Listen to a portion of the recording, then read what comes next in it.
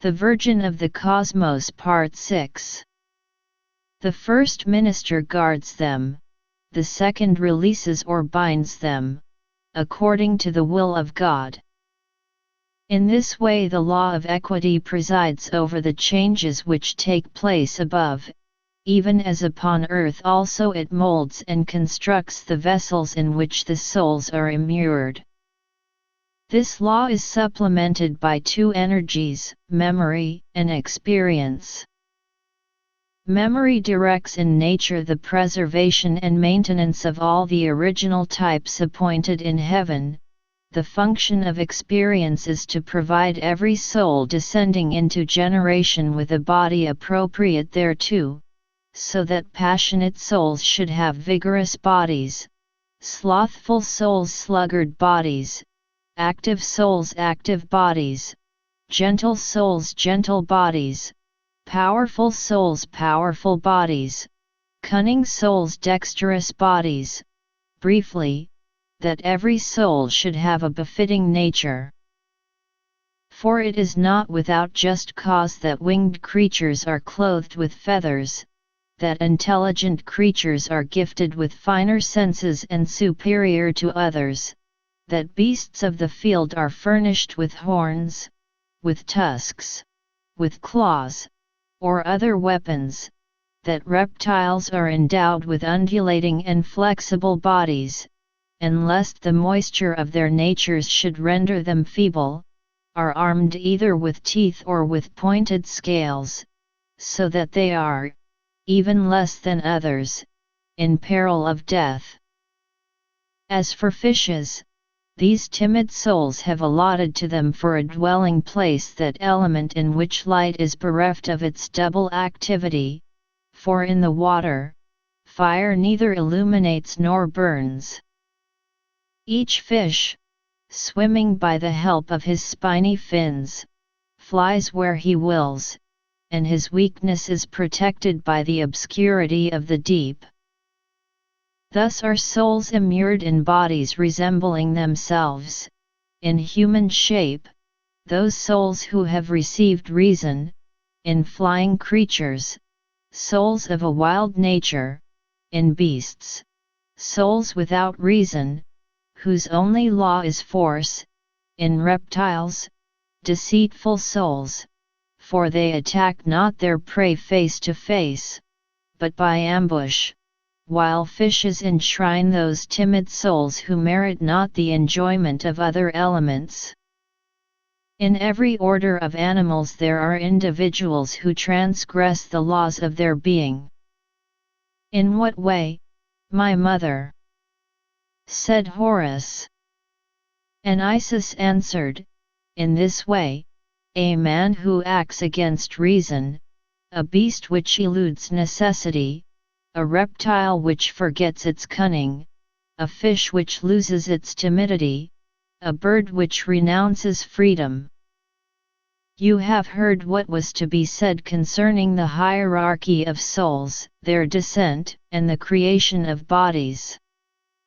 O my son, in every order of souls there are found a few royal souls, and of divers characters, some fiery, some cold, some proud, some gentle, some crafty, some simple, some contemplative, some active. This diversity belongs to the regions from where they descend into bodies. From the royal zone the royal souls go forth, but there are many royalties, the royalty of spirit, of the flesh, of art, of science, of the virtues. And how, said Horus, do you name these royalties?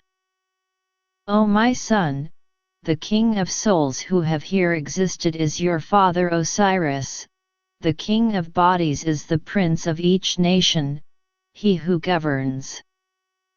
The king of wisdom is the father of all things, the initiator is the thrice great Hermes, over medicine presides Asclepios, the son of Hephaestos.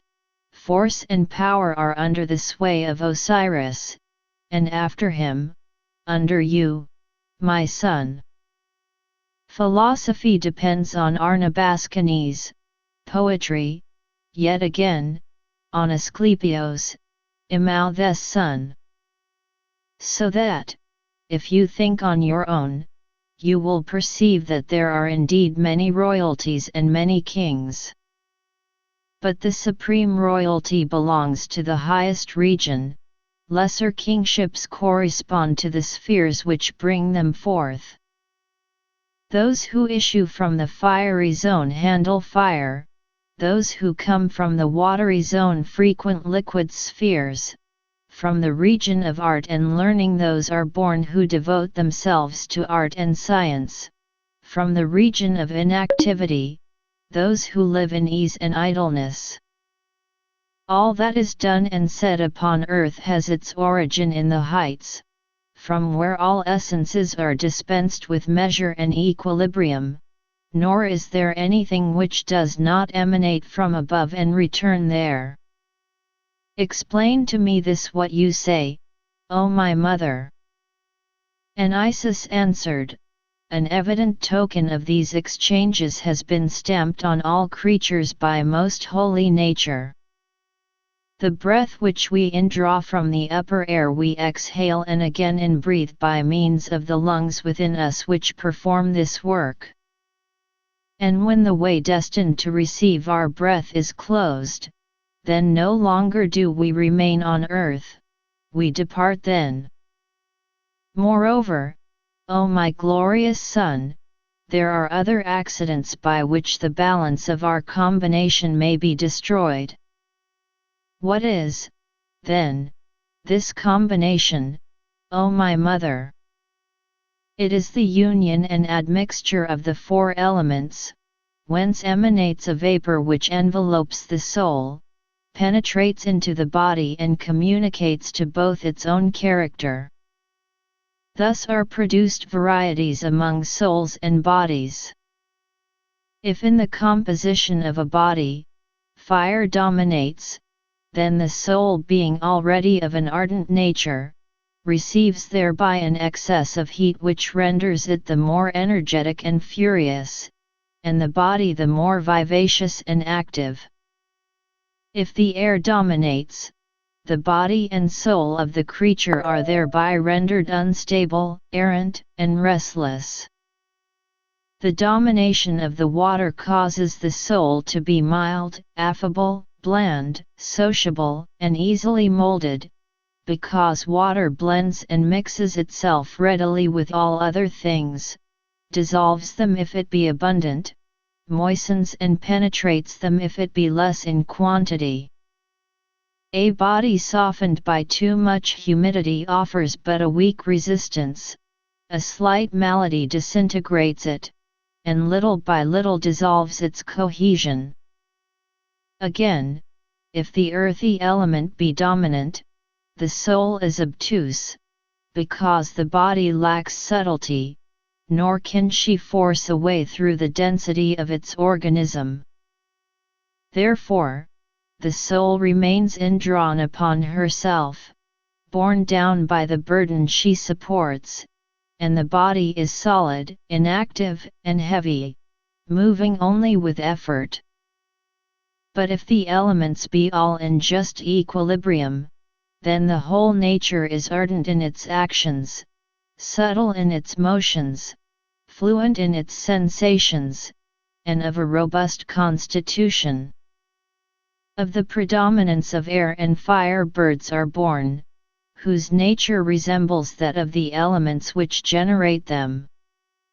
Men are endowed with an abundance of fire united with but a little air, and of water and earth equal parts. This excess of fire becomes sagacity, seeing that intelligence is indeed a kind of flame, which consumes not, but which penetrates. The predominance of water and earth with a sufficient admixture of air and but little fire engenders beasts. Those endued with more fire than the rest are the more courageous. Water and earth in equal quantities give birth to reptiles, which, being deprived of fire, have neither courage nor truthfulness, while the excess of water renders them cold, that of earth, sordid and heavy, and the lack of air makes all their movements difficult. Much water with but little earth produces fishes, the absence of fire and air in them causes their timidity, and disposes them to lie hidden, while the predominance of water and earth in their nature approximates them by natural affinity to earth dissolved in water. Moreover, by means of the proportional increase of the elements composing the body is the body itself increased, and its development ceases when the full measure is attained. And so long, my beloved son, as equilibrium is maintained in the primitive combination and in the vapors arising therefrom, that is, so long as the normal proportion of fire, air, earth, and water remains unchanged, the creature continues in health. But if the elements deviate from the proportion originally determined, I speak not now of the growth of activities, nor of that resulting from a change of order, but of a rupture of equilibrium, whether by addition or diminution of fire or of other elements, then malady supervenes. And should air and fire, whose nature is one with that of the soul itself, prevail in the conflict, then, through the dominance of those elements, destroyers of the flesh, the creature abandons its proper state. For the earthy element is the pabulum of the body, and the water wherewith it is permeated contributes to consolidate it, but it is the aerial element which confers motion, and the fire engenders all energies.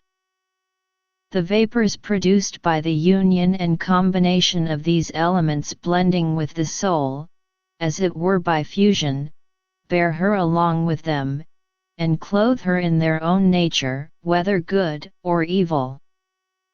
So long as she remains in this natural association, the soul keeps the rank she has attained.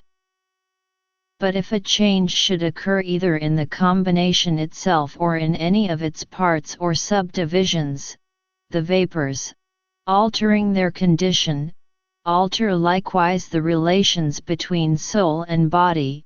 The fire and air, aspiring upward, draw with them the soul, their sister, while the watery and terrestrial elements, which tend earthwards like the body, weigh it down and overwhelm it.